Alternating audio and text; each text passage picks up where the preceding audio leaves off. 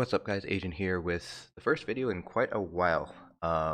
So yeah, just to kind of give you guys a little bit of an update. Currently, I'm sort of just sitting through my dissertation. Right now, it's a lot of thumb twiddling, I guess you could call it, as I'm waiting for permissions from the data curator so I can get the data to start working on my dissertation. And I'm also working on a grant application, and I'm just waiting to get feedback from my writing, from my dissertation committee, as well as a couple letters of support from them, so I can include those in the application. In the meantime, I've been playing a lot of Final Fantasy, and Friday night they had the live letter where we had the launch trailer, along with the news that Endwalker release date would be delayed by 2 weeks. So rather than November 19th, I believe now the early access is going to be December 4th or 3rd, if I'm remembering correctly. So that extra 2 weeks does give us a little bit more time in Final Fantasy to kind of, the group that I'm running with, we're kind of doing Eden's Promise, so E9 through E12S, at eye level with Echo, just so that way, because a lot of us are new to the raiding scene in Final Fantasy, so that gives us a better grasp of what it would be like when Pandemonium releases and we get into Savage content there. But that's not the point of this video. As you guys probably could tell from the title, this is sort of a breakdown of the launch trailer itself. Me personally, I like D&D, I like to DM, I like world building, I like world that really expands on its lore. Dragon Age, The Elder Scrolls, obviously, Final Fantasy. So when I first watched the trailer the first time, when on the live letter, it was in Japanese, so I didn't really obviously get any of the narration that was happening. They released the English trailer, and I watched that, and there's a lot of stuff that I think that we can pick apart in this trailer here. It's about 4.5 minutes long, so I guess we'll just see how long this video ends up. Expect a lot of stop and go, and this is your uh, necessary, mandatory spoilers warning. I'll be talking about a lot of stuff in the main story scenario, main quest scenarios, from pretty much all the previous expansions, so Shadowbringer, Stormblood, Heavensward, A Realm Reborn, and there could also be spoilers for Endwalker, both in the launch trailer and what I've discussed as well, if you guys haven't been keeping up with the live letters and all that stuff. So this is your mandatory spoiler warning, so if you would rather not be spoiled for the main story, or for possible Endwalker spoilers, you should click away now. I'll give you guys 3 seconds to do that. 3, 2, 1. Go ahead and start the trailer so we can discuss what I've noticed.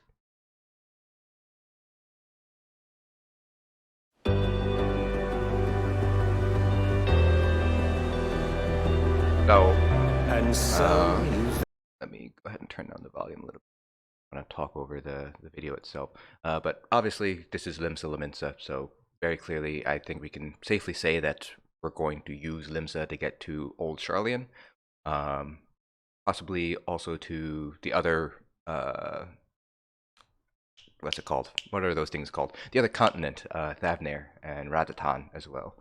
So it makes sense. Lominsa is the port city, basically, of Eorzea. Now, for those of you guys who haven't played through Shadowbringers yet, or who skip cutscenes or play without the voiceovers, the voice that you're hearing right now is an Ascian known as Emet-Selch, our beloved Emet-Selch. So this, first of all, stood out to me because, generally speaking, they don't have you don't have dead characters narrate launch trailers, and this sort of implies to a certain degree that Emet-Selch is still alive, but that really isn't that big of a, for at least for people who have been sort of paying attention to the lore. It's not that big of a surprise. If you guys remember the final cutscene in the Hades fight, Thancred, all your allies come in, right? All the Scions come in to help you finally beat Hades, Emet-Selch. And what Thancred does is he actually shatters the white aurosite that you guys brought, and basically throws it as shards into Hades, into Emet-Selch's body at this point. Now, white aurosite, as we all know at this point, is one of the materials that is used to kill Ascians for good. Ascians, when they die, their souls basically go into this sort of void area where they sort of rest until they find a body to basically reconstitute themselves into a physical form. So what happens is, and we saw this in ARR, in the post-ARR quests with Monbreda and, God, what's his Nabrialis, where you use White Auracite after you defeat Nabrialis, and he is about to shift into his ethereal form and go into this sort of void sea. The ethereal sea, basically. You use the White Auracite to basically absorb his soul into the White Auracite, at which point Moonbrita sacrifices herself to basically create enough of an ethereal charge to basically shatter the White Auracite, destroying his soul and killing Nabrialis for good. We don't see that happen in the end cutscene of the Hades fight. Yes, you do see the White Auracite embed itself into his body, but he actually manages to more or less force the White Auracite out. And it's the final blow that you deliver with Ardbert's axe that actually finishes Hades off. Now, I say finish off and not kill, because there's a theory going around, and I think it's relatively well supported based on the cutscene and how we know, based on what we know about how White Auracite works, that Hades actually didn't die because the White Auracite didn't absorb his soul, or if it did, it didn't absorb enough of it to kill him. So it is very, very possible that the blow that we dealt, the finishing blow we dealt to Hades, basically just destroyed his physical form, and that his soul still lives on in the ethereal sea. But it's basically like when he died when he was Solus, the former emperor, I should say, of the Garlean Empire, the founding emperor of the Garlean Empire, where he basically was like, "Nah, fam, I'm gonna chill out because I'm done." And throughout Shadowbringers, you kind of see that sort of "I'm done" sort of mindset in Emmett Selk. Plus, all the lines that he gives when you do beat him sort of implies that he's pretty much has passed the torch on to you. You know, the final line he tells you before his physical body disintegrates is, "Remember us." And another sort of piece of evidence that Emmett Selk might still actually be alive is during the Seat of Sacrifice fight on normal, I should say, when Elidibus casts you into that void where Ascians normally go, and you, paraphrasing here, but you basically clutch the soul memory stone of Azem to your chest, and Emmett Selk comes in and basically snaps you and your companions back from the realm of the void and back into the fight against Elidibus. Obviously, there's not a lot of lore out about how the memory stones work. The most basically all that we know is that the memory stones themselves uh, contain the memories of the ancients, of the Amaurotines, but there's nothing really about the power that might be stored within the memory stones. During that same fight, we see you use Azem's memory stone to summon up the other warriors of light to help you fight against Elidibus. So clearly we know that at the very least Azem's memory stone might be unique in that it might store some of the power of the ancients. So Azem, power might be his power back when he was an ancient might have been to be able to call upon various adventurers, or might be sort of an extension of his job title because he was sort of the wanderer, the adventuring type. So I wouldn't put it past that Memory Stone's ability to basically call upon Emmett Selk from that sort of Ascian purgatory, and basically be like, "Hey, we need your help. We know you can do this. We know you can pull people out of live stream." I mean, we saw Emmett Selk do it with Y'shtola, so it would reason that we would know that he might be able to get us out of this bind too. So it would be consistent with what we've seen so far with Azem's Memory Stone sort of abilities. There's also a possibility, because Emmett Selk did create the Memory Stone, that he poured a little bit of his own power into the Memory Stone. Obviously, that would be a point towards Emmett Selk is actually dead, and what we saw was basically a vestige of his power that he imbued into the Memory Stone. But again, the lore is kind of shaky on Memory Stones right now. Right now, I personally lean more towards the idea that we consider Emmett Selk to be an ally and a friend, and especially during the post Shadowbringers quest, we sort of see that our Warrior of Light sort of sympathizes with the ancients and kind of what they're trying to do, even though we don't necessarily agree with what they're doing, the whole genocidal thing. So I personally lean towards the explanation that when you are in that purgatory, Ascian purgatory, and you're clutching Azem's memory stone to your chest, you're actually calling upon Emmett Selk, and he answers and he helps you out. So that's a sort of a more contentious point as to evidence whether Emmett Selk is alive, but the fact that he is narrating this does sort of add to the idea that he is still out there, he is still alive. He's probably just sitting in the purgatory, Ascian purgatory, content with the fact that you are carrying on his legacy. Undefined and in flux, yeah, the Emmett Selk as a narrator reveal was pretty big, I think, for Lorehounds. Be careful. At least I think it was. That which lives is destined to die. Love leads to loss. Every beginning has an end. So this we know, based on the architecture and stuff, that was probably Razatan and Thavnair, which we've already confirmed is a locale we're going to be able to visit in Endwalker. Every moment, every step of your descent. And of course, Where souls and stars Highlander is in Paladin because that is the expansion job. Of course, the final days. This is a dungeon and all that. Garlemald, big tower. This has already kind of been touched upon already that we will be going to Garlemald. That is one of the zones in Endwalker. belong here. But neither do they. Now this line is interesting. So he says, we don't belong here, but neither do they. So who are they? Obviously, this is Alphinaud speaking. So we, is it referring to the Scions or is it referring to them specifically? Who are they? And it's kind of telling that when that line was given. So if we go turn back a couple of seconds here. We don't belong here. But neither do they. We see that a Garlean is charging at them. So I think that the way that this scene is set up, because Square Enix is pretty deliberate with setting up these sort of things with their narration and the actual scenes that they're showing you. I think that they actually refers to the Garleans. We already know that, or at least I should say, it's implied. Or just okay. Let's go with what we know and what we think we know. Basically, what we have inferred so far based on lore. We know that the Ascians, specifically Emmett Selk, created the Garlean Empire. I believe we also know through lore that the Garleans are not necessarily native to Eorzea. They're not.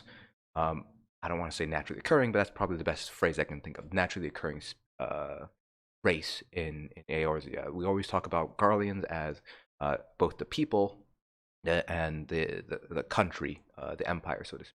So I think that they is actually referring to the Garleans. That's that the Garleans themselves aren't actually native to Eorzea, or that they were created.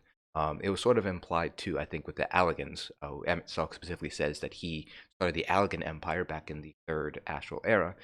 So it could be that with the creation magic that the Ascians employ, that the Garleans might be some sort of maybe Emmett Selk's personal creations, almost, to kind of help usher in this, I guess, the rejoining, basically.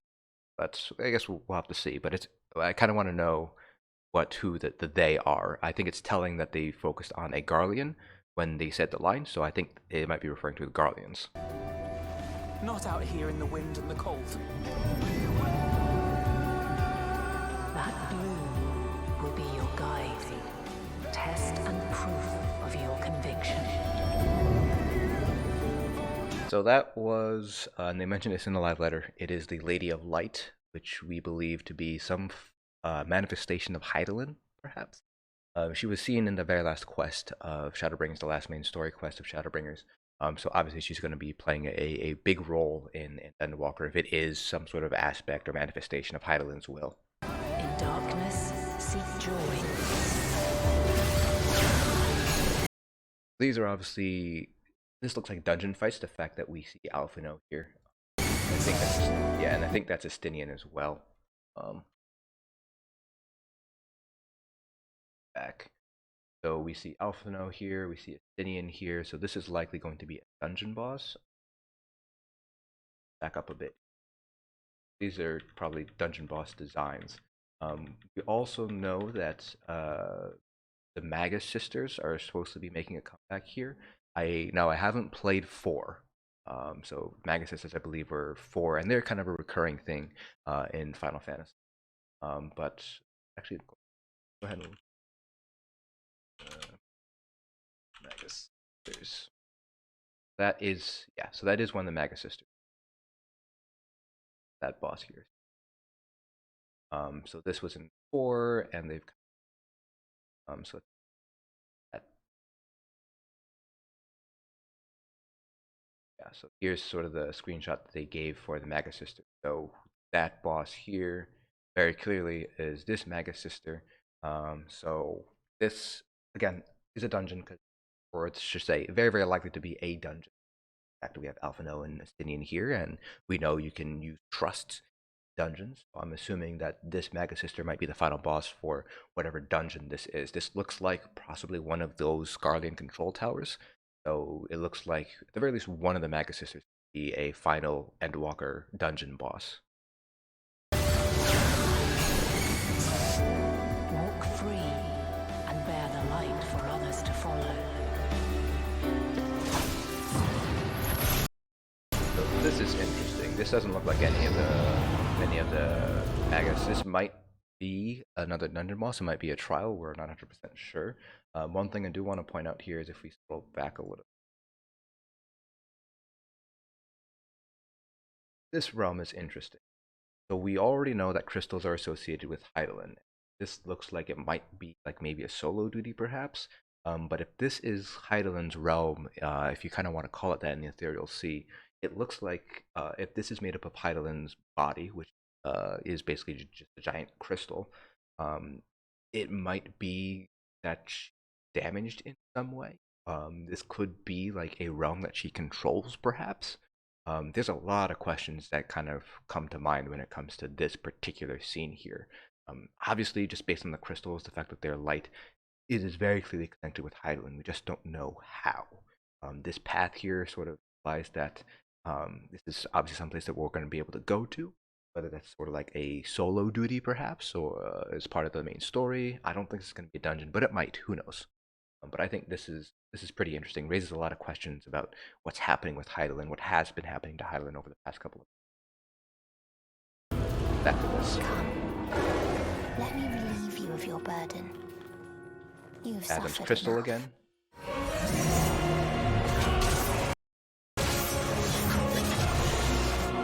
The sky burns. The final days are truly upon us.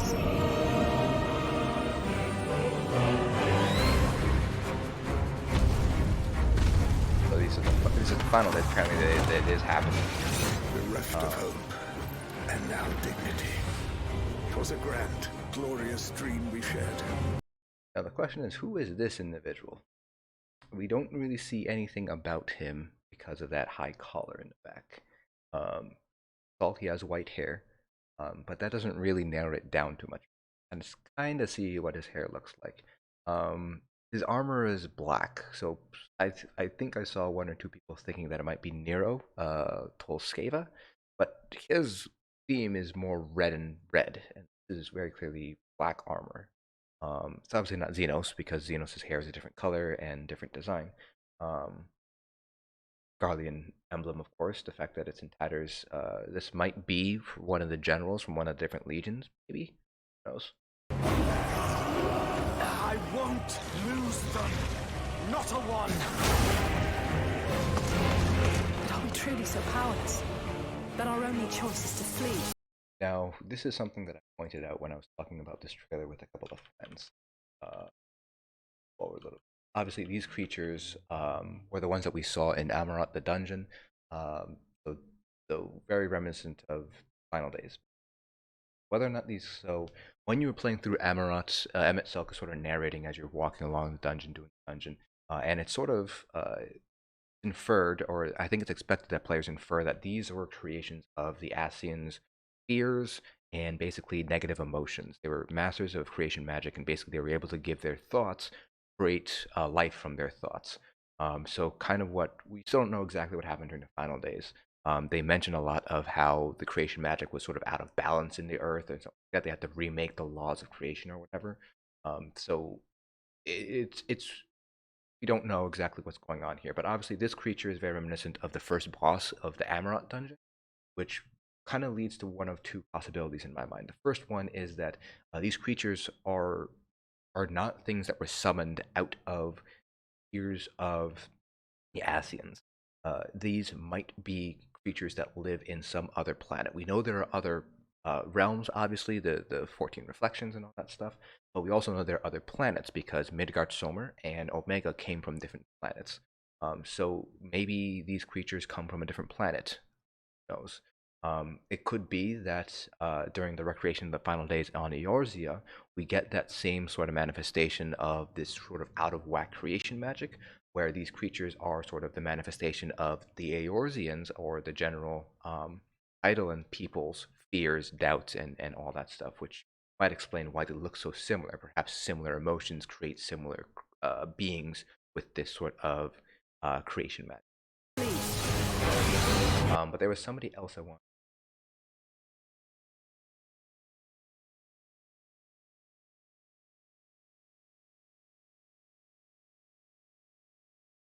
Past this. Based on all the stuff here, we can foliage and the NPCs, their sort of garb. We can tell this is Ratatan, probably Dabner. Rahatia. This is probably a solo duty.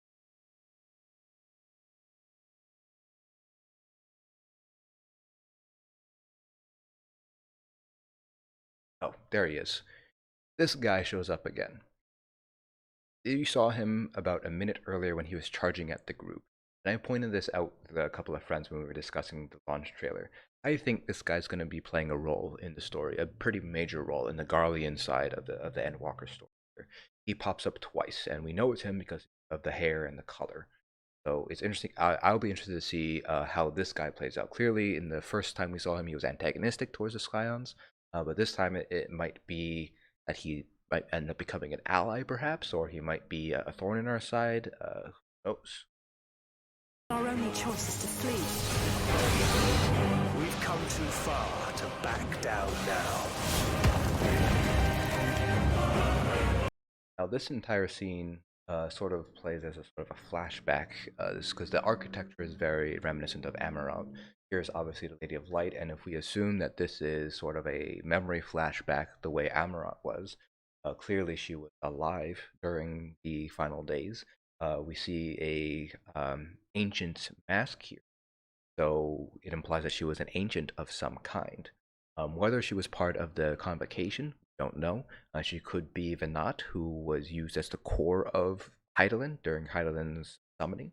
So this could be Venat, kind of how Elidibus was the core of Zodiark. Perhaps Venat decided to make his or her own appearance, kind of basically removing him or herself, because obviously Lady of Light is her herself from the core of as the core of Hydaelyn, and perhaps basically becoming like Elidibus, perhaps.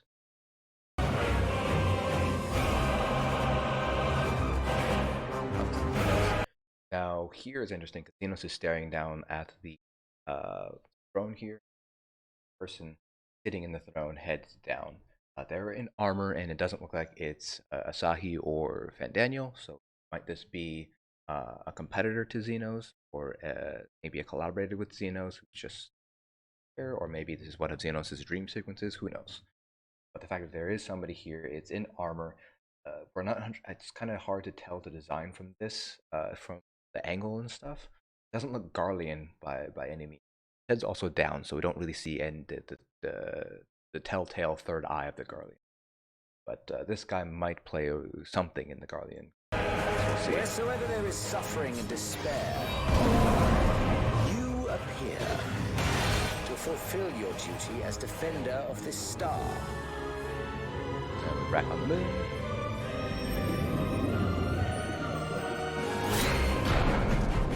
And we're going through each of those expansions. So AIR, Heavensward, Stormblood, Shadowbringers, all culminating in Endwalker. There must be a way to restore. Now this is an interesting scene. To reclaim the perfect paradise we once had. This is pretty big. The fact that you see a bunch of ancients standing behind you, almost like they're supporting you, or maybe you're carrying the hopes and dreams of the ancients on your shoulders, the way, you know, Amit Selk basically sort of passed that torch on to you. Perhaps this is sort of a representation of Amit Selk's hopes and dreams being passed on to you, and now it's sort of on you to remember and fight for what the ancients stood for in the past. Obviously, we're staring down against this dude, who is most likely Zodiark, the actual primal Zodiark. Very, very telling. Obviously, this is very reminiscent of an Ascian mask. He's red, and the shield around him is purple, sort of resembling, or I should say, matching Zodiark's sort of color scheme here. We don't see full body, but we can kind of see arms here crossed over like this, sort of in this sort of cross position, which is reminiscent of the drawings that we saw in the Kitana Rival in Shadowbreakers. So very, very, very high possibility that this is actually Zodiark himself, because primals have no gender. We see all the Ascian masks surrounding us. So whether this is Zodiark's sort of summoning them, perhaps all of his tempered Ascians to him, or maybe it's sort of it's kind of hard to tell what exactly is going on here in terms of whether you're the supporter, you're supporting the Ascians, or Zodiark is using the Ascians against you. It could go either way. Will be ours again, a world free of sorrow. Here's you using Asm Stone once again. The last two voices were completely new. So they could be perhaps members of the Convocation, the old Convocation, might be new NPC. Who knows? But the voices didn't sound familiar to me, at least. Let the curtains fall upon this, the final chapter in the tale of the star. Emmett Selk's narration once more at the end here. And then there's a final scene here, which people are obviously very panicky about. To have you at my side, it means more to me than you know. Thank you, from the bottom of my heart. Given what lies ahead, I did not wish to leave for later that which I could do today. After all, tomorrow is never promised. A lot of people are saying this raises death flags for Alphinaud and or Alice. When you combine it back with the one scene way back in the beginning here, find it actually.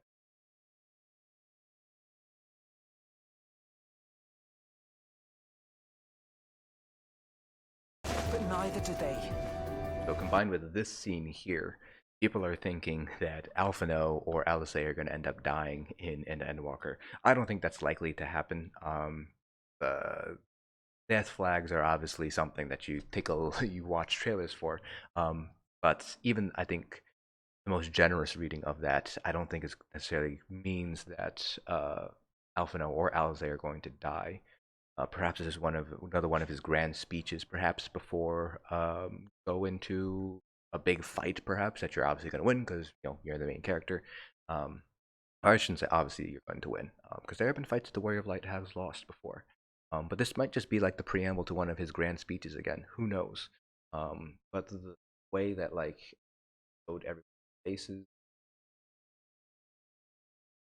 and the sort of the tone and what he's saying, a lot of people are saying this might end up being Alphinaud is basically preparing to sacrifice himself, perhaps.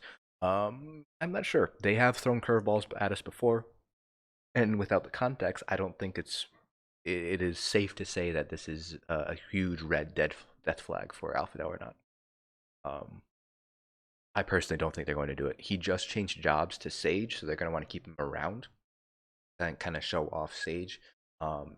Alice, maybe, who knows? I think there's still space for her to kind of grow. I don't know. I don't think they're going to kill off anybody. I think, at least in the Scions, I think all of them have been iconic enough and are beloved enough that they probably won't touch them. It is a JRPG after all. Although, main characters, or I should say, strong supporting characters, are not immune to death.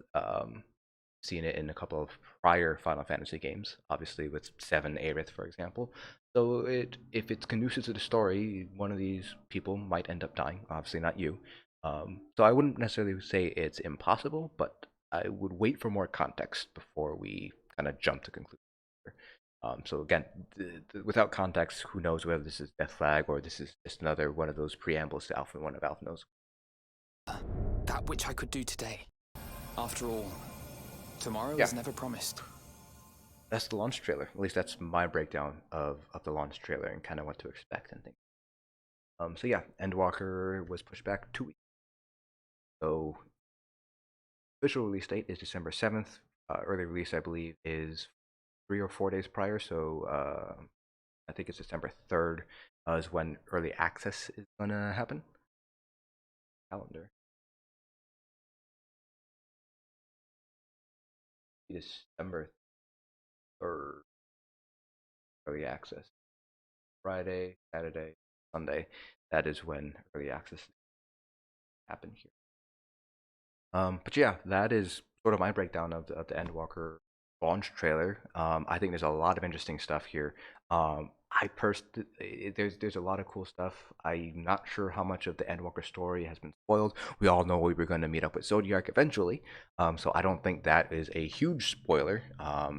Unlike the because I watched the Shadowbringers launch trailer and that was sort of a big reveal, kind of towards the end. Um, I don't think there's really huge major spoilers here for the launch trailer, but there's definitely a lot of questions that remain to be answered here.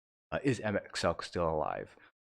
Who is the Lady of Light? What is her role in all of this? Who is that sort of blue-haired Garlean? I'm interested in him. I know I'm fixating on him, but they don't just showcase a character like that without good reason.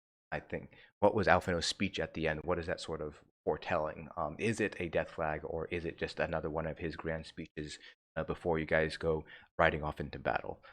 So a lot of questions to be asked, and hopefully we're going to get all the answers in Endwalker. Yoshi P has specifically stated that he wants to tie up all the loose ends in Endwalker to kind of finish this Hydaelyn Zodiark story arc. So I'm looking forward to seeing all these loose ends tied up personally as a quasi lore hound here. But yeah, that is it for me. For those of you guys who are playing Final Fantasy, uh, I'm looking forward to Endwalker, and hopefully so are you. But that's it for me. Hope you guys enjoyed, and I'll catch you guys later.